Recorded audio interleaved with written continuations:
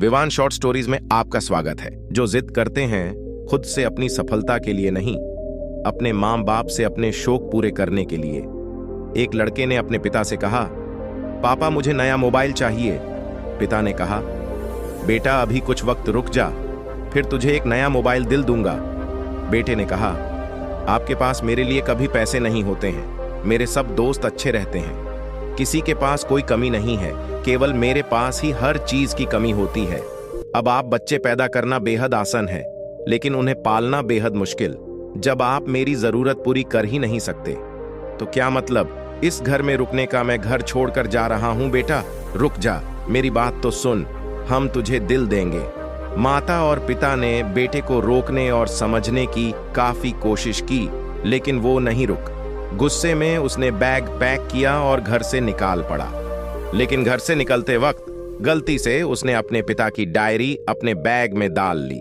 पिता की आदत थी कि वह हमेशा डायरी लिखा करते थे और उनकी डायरी को छूने की परमिशन किसी को भी नहीं थी। लड़का घर से काफी दूर आ गया और थक कर बैठ गया। जब उसने वो डायरी देखा तो उसने सोचा, आखिर मिल ही गया खजाना।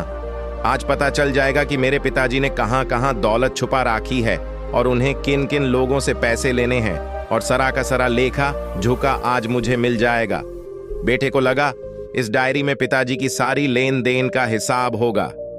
जैसे ही लड़के ने उस डायरी को पढ़ना शुरू किया, उसकी आंखों से आंसू बहाने लगे। डायरी की शुरुआती पन्नों में बेटे को जो बाइक दिलाई थी उसका हिसाब लिखा था, जिसकी EMI पिताजी अभी तक चुका रहे थे।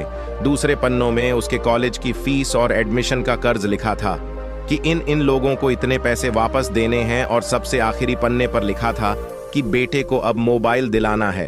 उसके लिए मुझे कौन कौन उधार दे सकता है, उन सभी लोगों के नाम लिखे हुए थे।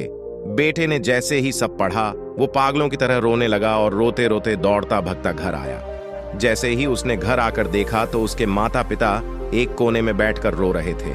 बेटा अपने पिता के पैरों में गिरकर रोने लगा कि पिताजी मुझे माफ कर दो। पिता ने कहा, बेटा तू मत रो, तुझे मोबाइल मिल जाएगा। बेटे ने कहा, पिताजी मुझे आपसे कुछ नहीं चाहिए, मुझे पता चल चुका है आप इस डायरी में हम लोगों से क्या छुपाते थे। मैं अब आपको कोई कम नहीं करने दूंगा, मैं मेहनत करके सब कुछ ठीक करूंगा। ये सुनकर पिताजी ने बेटे को गले से लगा लिया। दोस्तों, माँ बाप अपना पूरा जीवन, अपनी पूरी खुशी अपने बच्चों के लिए कुर्बान कर देते हैं, लेकिन कुछ बच्चों को लगता है कि माँ बाप ने उनके लिए कुछ नहीं किया। वह कभी आपको अपनी समस्या नहीं बताते, भले ही वह कितनी ही बड़ी समस्या से गुजर रहे हो।